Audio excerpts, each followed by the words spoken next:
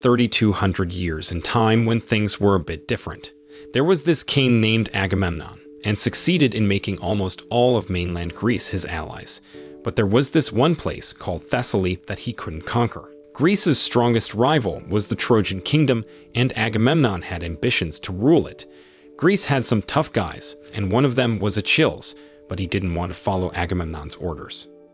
One day, Agamemnon decided it was time to fight Thessaly again, but they'd fought so much that lots of soldiers had already died. So Agamemnon made an agreement to pair their best soldiers together. If Thessaly wins, Agamemnon will no longer disturb Thessaly territory. But if Agamemnon wins, Thessaly must submit to him. The king of Thessaly called his big, strong warrior Boagrius. Agamemnon also wanted Achilles, even though he wasn't part of the army at that moment. People thought Achilles couldn't be killed because his mom was a goddess, but Achilles himself didn't think he was anything special. He just wanted a shield. Eventually, though, he showed up for the fight. Now Greece was ruled by Agamemnon and his buddy Menelaus, who had a young wife named Helen. They had a big party because Troy and Sparta decided to become allies. Troy had two princes, Paris and Hector. Paris wasn't really good at fighting, but Hector was the strongest Trojan soldier with his sword skills. It turns out that Helen was having a secret love affair with Paris, and they were sneaking around quite a bit. Menelaus, Helen's husband, didn't really care about her. He saw her as just someone to have kids with. He was known for playing around with other women too, but Paris and Helen were head over heels for each other. Hector, Paris's brother, knew all about their love story, and he was ready to knock Paris out if he put Troy in danger. The next morning, when they got back to Troy, it turned out that Paris was determined to take Helen away. Hector was super mad because of Paris' stupidity. For years, their dad had been working hard to make peace with Sparta, and now Paris was messing everything up. Menelaus found out that his wife had been kidnapped by Paris, and he was boiling with anger. Menelaus called his brother Agamemnon for help. Agamemnon was his real brother, and Menelaus felt like his honor had been tarnished. He asked Agamemnon to team up and fight against Troy. People said that the Trojan army had never been beaten before, so Agamemnon decided to gather all the Greek soldiers for this big battle. Agamemnon's advisor, Nestor, thought they needed Achilles and his 50 best fighters to win, but Agamemnon couldn't stand Achilles. The guy was too stubborn and never followed orders. Still, because Achilles was really good at winning wars, Agamemnon finally said yes. The following morning, a messenger was dispatched to find the king of Ithaca, Odysseus, who was the only person that Achilles respected. They wanted Odysseus to convince Achilles to join the war. Odysseus arrived where Achilles was training his cousin Patroclus in sword skills. Achilles wasn't too keen on fighting for Agamemnon. He felt like this war was none of his business. It all started because of the king's wife being kidnapped. Odysseus told Achilles that he didn't have to fight for Agamemnon, but for Greece and himself. He also warned Achilles about Hector, the strong prince of Troy. Even the mightiest Greek warriors might struggle to defeat him. Later, Achilles had a chat with his mother, who urged him to go to war. She wanted him to be remembered for taking part in this significant Trojan war. Eventually, Achilles decided to join the battle. In the kingdom of Troy, Priam, the king of Troy and the father of Hector and Paris, welcomed their guests, including Paris's future wife. Hector took some time to visit his wife, Andromache, and their newborn baby boy. Briseis, who was Hector and Paris's cousin, also arrived. Hector wanted Helen to be sent back to Sparta, but Priam disagreed, fearing that Paris would follow her. Hector warned that Sparta and Greece would attack, and Troy wouldn't be able to win. However, Priam had faith in the strong walls of his city and believed that Apollo, the god worshipped by the Trojans, would protect them. The Trojan soldiers prepared for battle, strengthening their defenses along the coast and crafting new weapons. Soon, they spotted 1,000 Greek ships carrying 50,000 troops. Achilles and his 50 strongest warriors were on a ship ahead of the others, ready to attack without waiting for Agamemnon's orders. Even though Patroclus was eager to fight, Achilles felt he wasn't quite prepared yet and asked him to guard the ship. Hector instructed his troops to bring the citizens inside the city fortress, preparing for the battle ahead. Achilles readied the Myrmidon and his 50 best warriors, believing it was better to fight with them than with 1,000 other soldiers. And so, the coastal war began. Without the support of the 1,000 ships, the Myrmidons managed to kill many of the Trojan soldiers, pushing them back towards their city. Achilles then ordered his men to loot the treasures in the priest's temple, showing no fear of Troy's guardian god, Apollo. Soon, Hector and his companions arrived. Hector's troops entered the temple and were immediately attacked by Achilles' soldiers. Hector challenged Achilles to a fight, upset that the unarmed temple priests had been killed. However, Achilles didn't want to fight at that moment because he believed that no one should miss witnessing Hector's death. Most of Hector's army had already been defeated, and Achilles decided to spare Hector, throwing him out of the temple. He intentionally let Hector go, as he believed it wasn't the right time to kill the prince. Meanwhile, Eudorus, who was close to Achilles, revealed Briseis, who had been captured by soldiers in the temple. Briseis couldn't accept that Achilles had killed the priests of Apollo, but it turned out that Achilles had never killed a single priest during the war. It was his men who had done so. Greek soldiers began constructing forts along the coast. Later, kings from different regions of Greece presented gifts to Agamemnon to honor his success in controlling the coastal area of Troy. Then, they were all asked to leave, as Agamemnon wanted to speak privately with Achilles. Agamemnon made it clear that kings wouldn't bow down to Achilles, and history would remember Agamemnon, not just Achilles, who was a mere soldier. Agamemnon's taunts angered Achilles even more, especially when Agamemnon mentioned having fun with Briseis. For some reason, Achilles tried to protect her. Achilles had had enough of Agamemnon. He swore that before he died, he would smile at Agamemnon's lifeless body. In Troy, many soldiers had lost their lives, and the priests and nobles believed their city's walls were impenetrable, assuring victory due to their skilled archers and their best warrior, Hector. But Paris didn't want the war to continue since he was the one who caused this problem. So, he planned to invite Menelaus to a duel the next morning to settle the matter and win back Helen. Paris expressed his deep love for Helen, much like his father's love for Troy.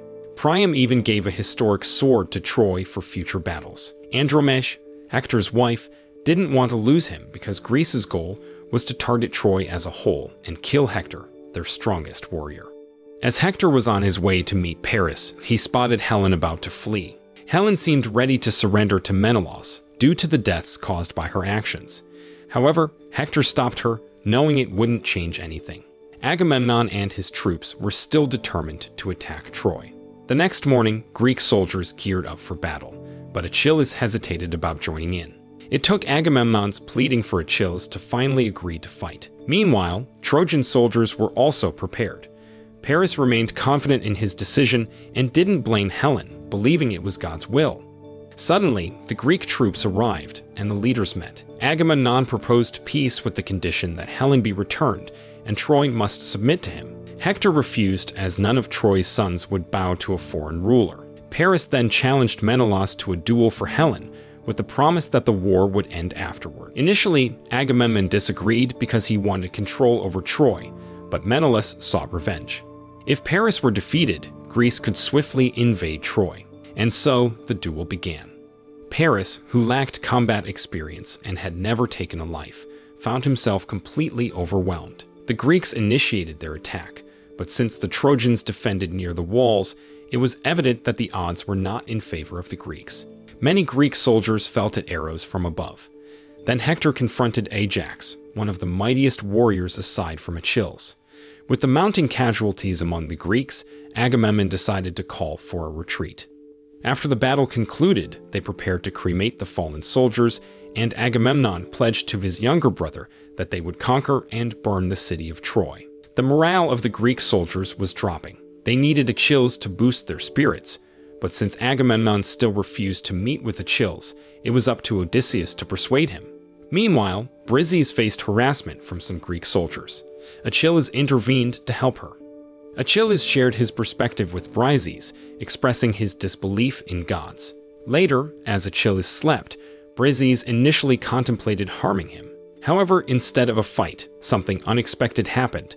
They became romantically involved, and from that moment on, unknowingly, they fell in love with each other.